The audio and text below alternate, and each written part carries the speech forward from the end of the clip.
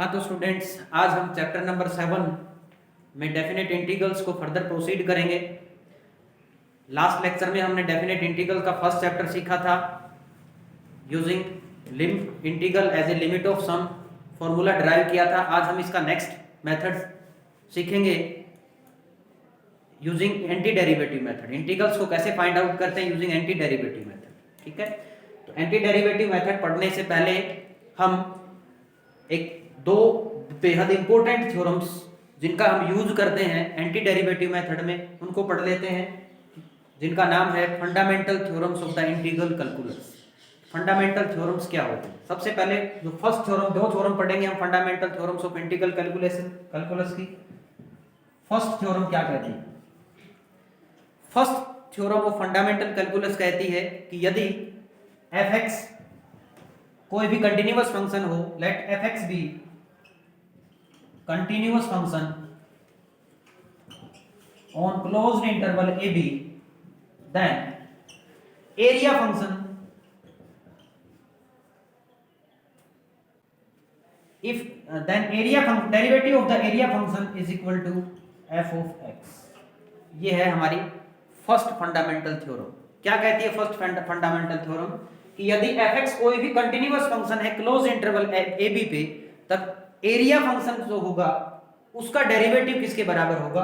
इस फंक्शन के बराबर। अब यहाँ पे एक नई टर्म आई है एरिया फंक्शन। एरिया फंक्शन क्या होता है?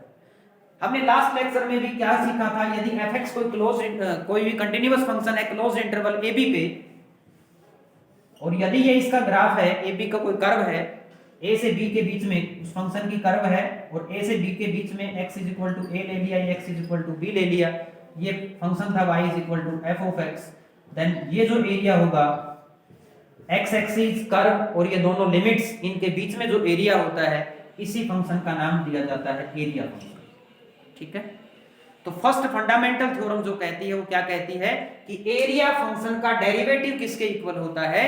उस फंक्शन के इक्वल।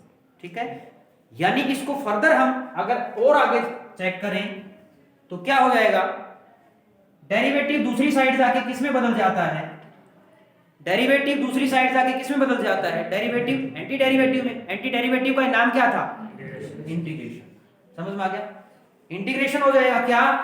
f of x। समझ में आ गया?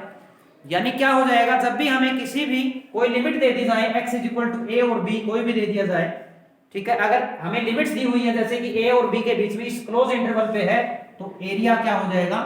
एरिया फंक्शन क्या होगा? From a to b integral of the function. ठीक है, यही क्या दिया देगा हमें? एरिया। एरिया दे देगा। समझ में आ गया? तो हम क्या करेंगे? जब भी एरिया निकालना होगा एप्लीकेशन ऑफ इंटीग्रल्स में हम इसका यूज करेंगे। ठीक है, ये थी फर्स्ट फंडामेंटल थ्योरम कि एरिया है वो किसके द्वारा दिया जाता है? इंटीग्रल के द्वारा।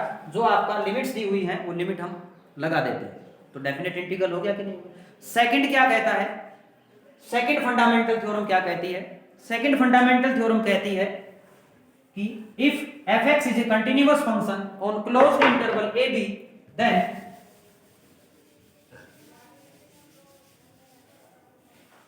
अब सेकंड इसका हम यूज करेंगे इसमें।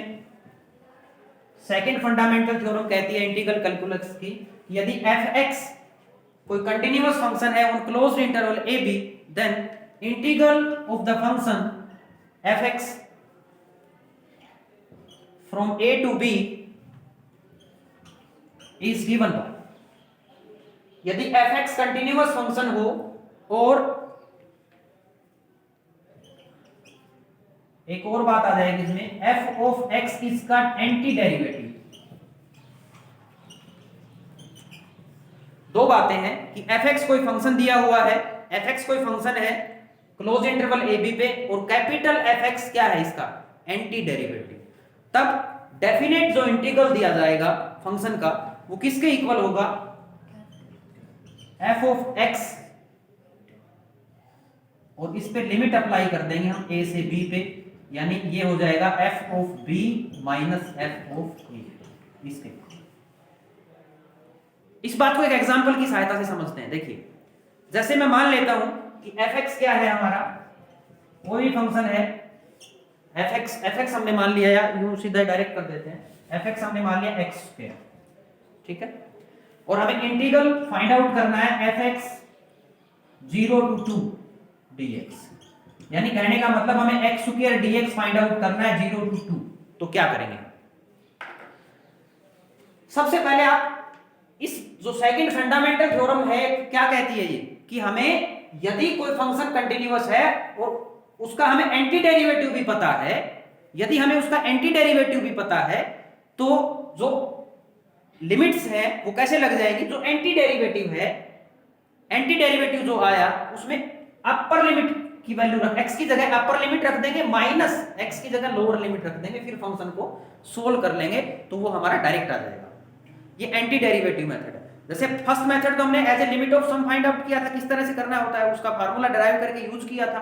अब ये दूसरा मेथड एंटी डेरिवेटिव है, जब कोई फंक्शन दिया हुआ हो उसका हम एंटी डेरिवेटिव यदि हम ज्ञात कर सकते हैं डायरेक्ट, तो डेफिनेट इंटीग्रल कैसे आ जाएगा, जो अब फंक्शन एंटी डेरिवेटिव निकाल लिया, एंटी डेरिवेटिव निकालने के बाद में अपर लिमिट रख दो x की जगह पे फंक्शन में, एंटी डेरिवेटिव वाले फंक्शन में माइनस लोअर लिमिट रख देंगे, ठीक है, f ऑफ a, तो डायरेक्ट इवैल्यूएट कर सकते हैं। तो देखिए अब की बार फंक्शन क्या है, एक्स स्क्वायर, तो सबसे पहले हमें क्या फाइंड आउट करना है, उसका एंटी डेरिवेटिव। क्या फाइंड आउट करना है, एंटी डेरिवेटिव, यानी इंटीग्रल कर सकते हैं डायरेक्ट, क्या हो जाएगा x क्यूब बाई 3, और इस पे लिमिट लगा दो 0 2। अब हमें x की जगह एक बार 2 रख दो, माइनस x की जगह 0 रख दो, यानी अपर लिमिट माइनस लोअर लिमिट, ठीक है। अपर लिमिट पुट करो, 2 रेज़ टू द पावर 3 कितना आ जाएगा 8/3 माइनस 0/3, कितना आ गया इसका 8/3। समझ में आया कि नहीं आया, समझ में आया। एक और एग्जांपल ले लेते हैं हम, जैसे हमने ले लिया एक्स स्क्वायर प्लस 1, इसका इंटीग्रल फाइंड आउट करना है विद रिस्पेक्ट टू एक्स, और लिमिट ले ली हमने -1 to 1, ठीक है। तो सबसे पहला काम क्या है, हमें इसका इस एंटी डेरिवेटिव फाइंड आउट कर लेते हैं इसका, यानी इंटीग्रल फाइंड आउट कर लेते हैं। इंटीग्रल क्या आया x क्यूब बाई 3 प्लस 1, और लिमिट इसमें ब्रैकेट में लिमिट लगा दो, कहां पे, हां सॉरी 1 का क्या हो जाएगा x, ठीक है भाई, रखे वैल्यू। अब upper limit minus lower limit, upper limit लगाओ, x की जगह पे अपर लिमिट लगा दो, अपर लिमिट कितनी थी हमारी +1, तो 1 लगाओ, 1 क्यूब अपॉन 3 1/3 प्लस 1, ये तो अपर लिमिट होगी, minus lower limit, lower limit लगाएं, -1 का क्यूब कितना आएगा -1, और ये -1, इसको सोल्व कर लें। समझ में आ गया। तो कुछ नहीं करना है आपको, जो पीछे डेरिवेट हमने इंटीग्रल फाइंड आउट करना सीखा था, इंटीग्रेशन करो उसका, लिमिट्स लगा दो ब्रैकेट में, अब upper limit minus lower limit, इसमें जो कांस्टेंट ऑफ इंटीग्रेशन था वो नहीं आएगा, वो कैंसिल हो जाता है। जैसे इसका करेंगे तो एक बार upper limit minus lower limit करेंगे, प्लस सी रख के देख लो, चाहे यहाँ प्लस सी रखेंगे ना, तो ये सी पे तो x की जगह तो पुट करना है अपर लिमिट, तो जैसे मैं यहीं पे प्लस सी कर लेता हूँ, इसमें कर लेता हूँ एक बार प्लस सी, ठीक है। तो क्या आ जाएगा, इसमें अपर लिमिट करेंगे x की जगह तो 2 पुट करना है प्लस सी, और यहाँ पे भी क्या आ जाएगा प्लस सी, सी से सी कैंसिल हो जाएगा, नहीं हो जाएगा, तो इसमें कांस्टेंट ऑफ इंटीग्रेशन नहीं आएगा, ठीक है। तो आइए इस पे बेस्ड क्वेश्चंस करते हैं। देखिए फर्स्ट क्वेश्चन है एक्सरसाइज का,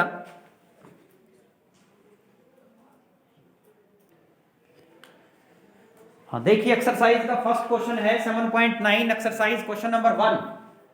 आपको x + 1 फंक्शन दे दिया, लिमिट्स दे दी -1 to 1, इसका इंटीग्रल फाइंड आउट करना है। करें, क्या तरीका है, आज हम यूज करेंगे कौन सा मेथड, एंटी डेरिवेटिव मेथड। तो इसका एंटी डेरिवेटिव निकालें, यानी डायरेक्ट हमें क्या करना है, इंटीग्रल फाइंड आउट करना है। करिए इंटीग्रेशन करिए, डायरेक्ट इंटीग्रेशन कर सकते हैं, x + 1, x का इंटीग्रेशन बताओ क्या आएगा, x स्क्वायर बाई 2, 1 का क्या हो जाएगा सॉरी x, और क्या आ जाएगा, लिमिट सप्लाई कर दो 1 - 1, ठीक है।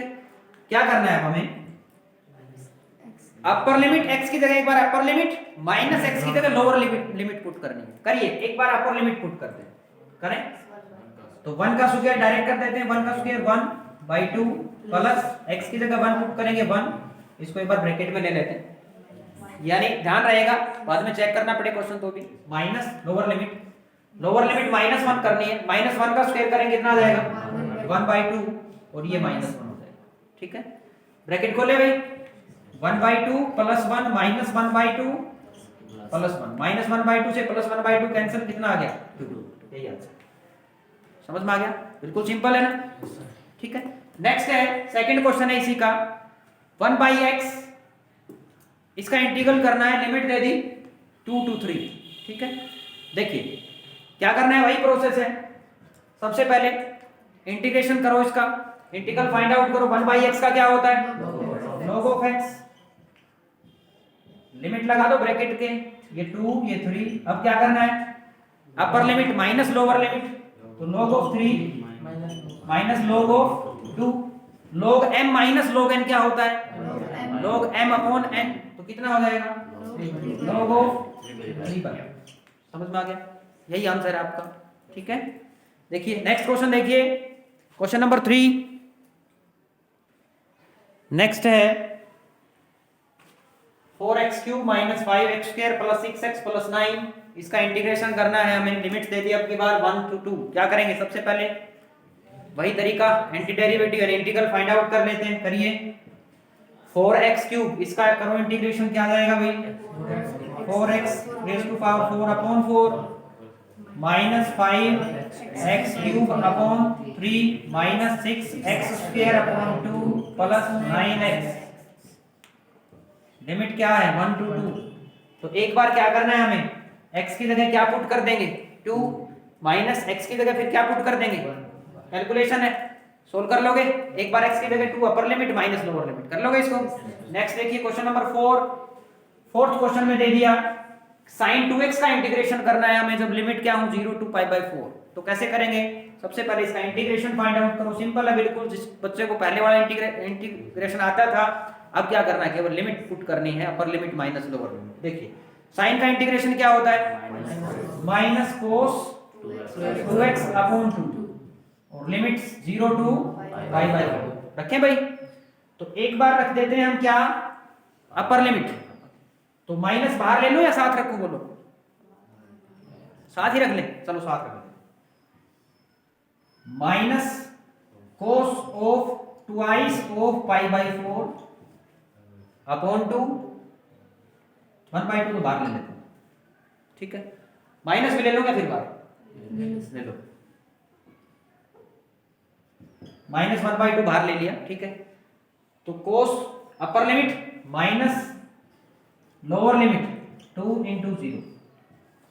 देखिए भाई -1/2 इंटू ये क्या होगा cos π/2, π/2 हुआ ना, cos π/2 कितना होता है 0, माइनस 2 into 0 0, cos 0 कितना होता है 1, 0 - 1 -1, -1 into 1/2 1/2। समझ में आ गया? नेक्स्ट देखिए इसका नेक्स्ट क्वेश्चन इसी एक्सरसाइज का, इसमें अगला क्या है, cos 2x है, cos 2x 0 to π/4 कर लोगे। 6 देखिए अब क्वेश्चन नंबर 6 में है, 6 क्वेश्चन है e⁻x dx, लिमिट्स दे दी हमारे पास 5 4। करिए इसको सोल्व, पहले इसका इंटीग्रेशन करिए। एक्सपोनेंशियल फंक्शन का इंटीग्रेशन क्या होता है, एज इट इज, तो e⁻x एज इट इज आ जाएगा। लिमिट्स एक बार ब्रैकेट के ऊपर नीचे लिख देते हैं, अपर लिमिट ऊपर कैसे करेंगे हम, x की जगह एक बार 5 पुट कर देंगे, तो e⁻5 माइनस e⁻4। अब e⁻4 दोनों में से कॉमन आ सकता है कि नहीं, e⁻4 कॉमन ले लेते हैं, क्या बच जाएगा e-1, यही आंसर है, ठीक है।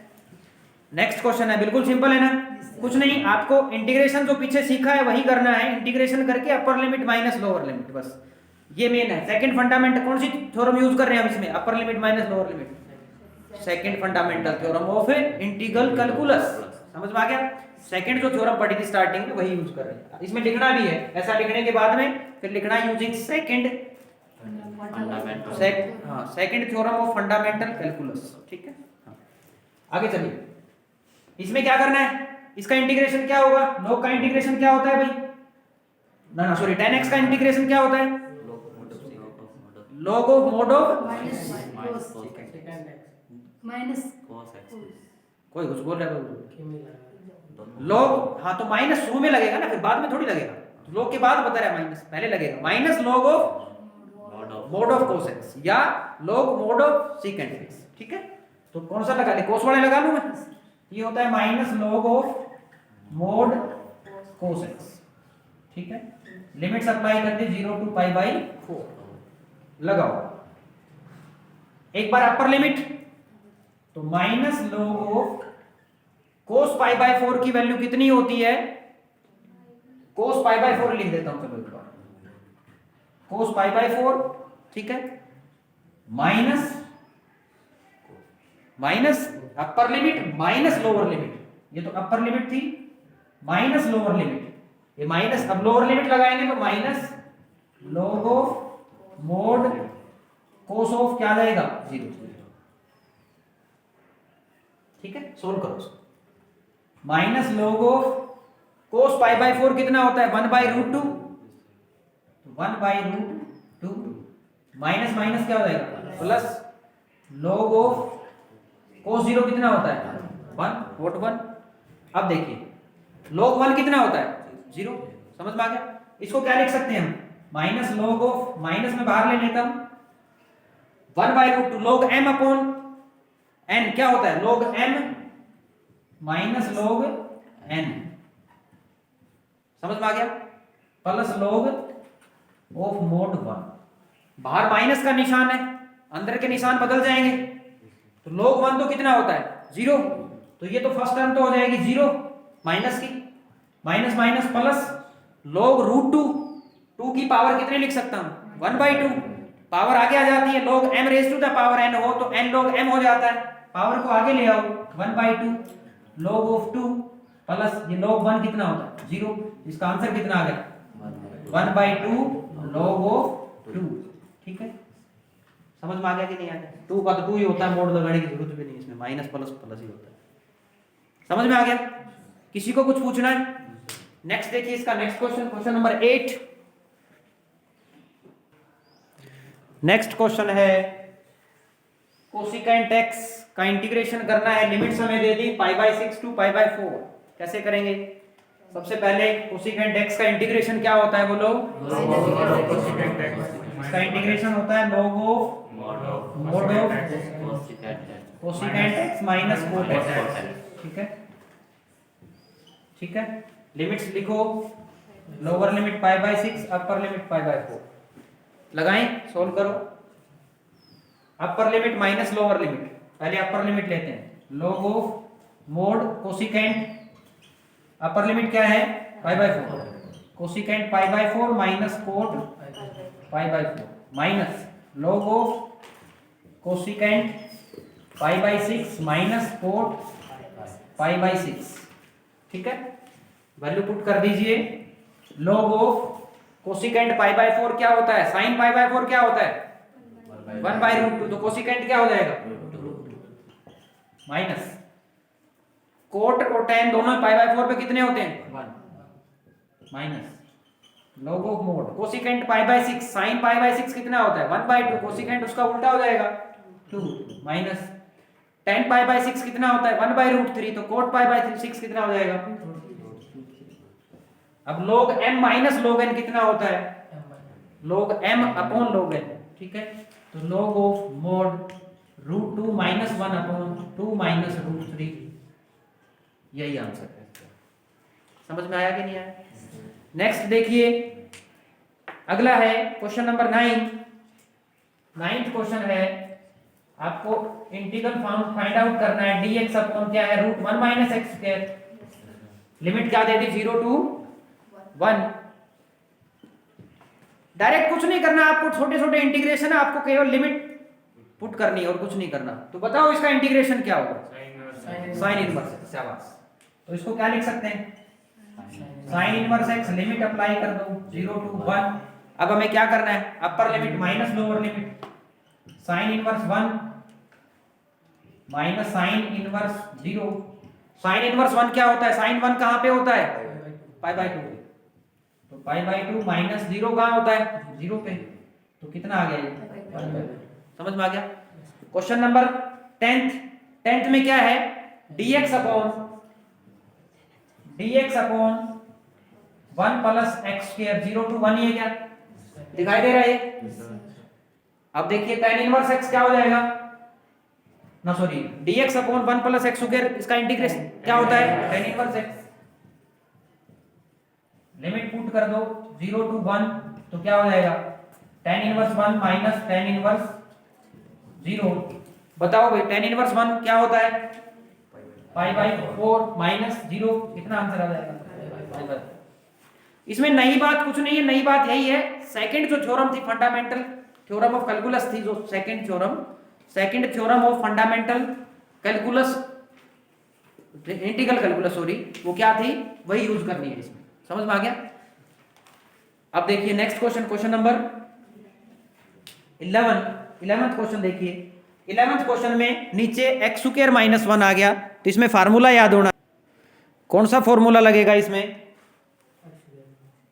फॉर्मूले के तहत होगा। नीचे देखो उसमें तो 1 माइनस एक्स स्क्वायर था, सीधा डायरेक्ट हमने साइन इनवर्स एक्स का फॉर्मूला लगा दिया था। यहाँ पे क्या हो जाएगा नीचे एक्स स्क्वायर है, यहाँ पे 1 है, तो ये कौन सा फॉर्मूला लगेगा एक्स स्क्वायर माइनस ए स्क्वायर के, किसका स्क्वायर हो जाएगा, क्या लिख सकते हैं इसको हम dx upon x square minus 1 square, ठीक है।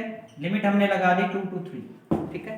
लगाओ क्या हो जाएगा, क्या फार्मूला होता है 1/2a, तो 1 अपॉन 2 a की वैल्यू यहाँ पे 1 है, तो 1 upon 2 log of mode of x minus, हाँ ऊपर x माइनस a आता है, x minus 1 upon x plus 1, ठीक है। और लिमिट हमें 2 to 3, ठीक है।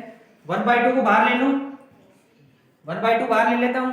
अब देखिए अपर limit minus lower limit, upper limit लगाओ log ऑफ, जब मैं x की वैल्यू 3 पुट करूंगा तो देखो क्या आएगा 3 minus 1 2 by 4 minus log of, अब मुझे क्या पुट करना है